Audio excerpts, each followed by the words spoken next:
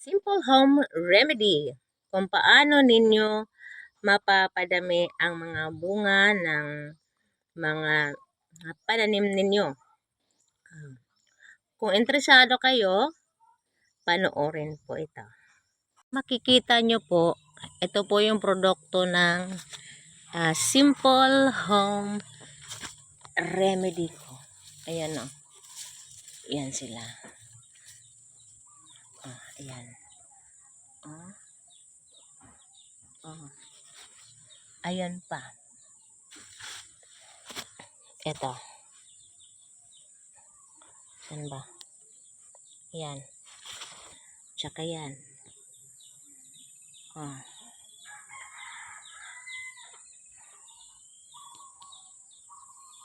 Dalawang puno lang yan pero ang daming bunga.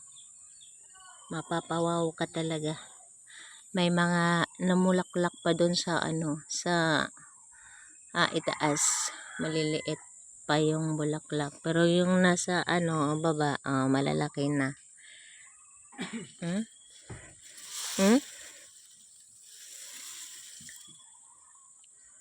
Yan na yung produkto ng ko, sekreto ko. Just save a small amount of your pee. Okay?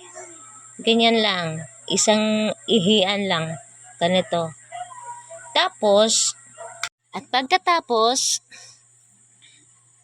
kumuha ng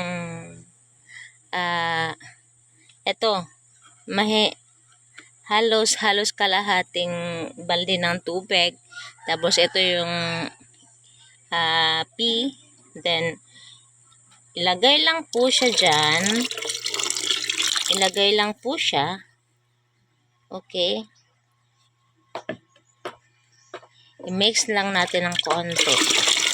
Ganyan na yung niya. Hindi naman siya nagkukulay na kasi maliit lang naman yung nilagay natin. Isang ihian lang naman yun. So, ito yun.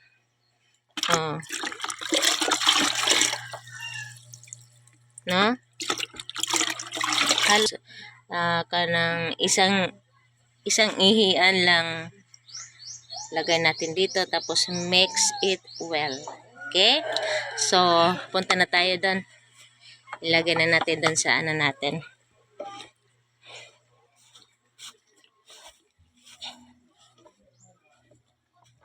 Ito yan. Ayan o.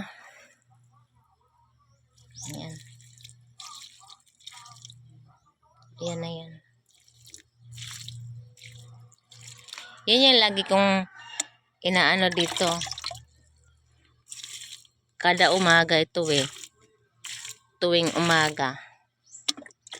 Kaya tingnan mo yun, no? Ang ganda. Ang daming bunga. Try nyo na.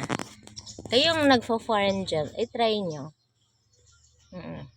Nagawa nyo po yun, wag naman po yung yung luma na ihi kasi mabaho po yun. Yung lang, yung bagong ihi lang. Opo. Yun lang.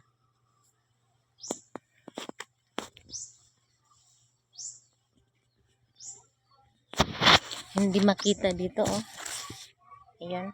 Ayan. Ayan. No?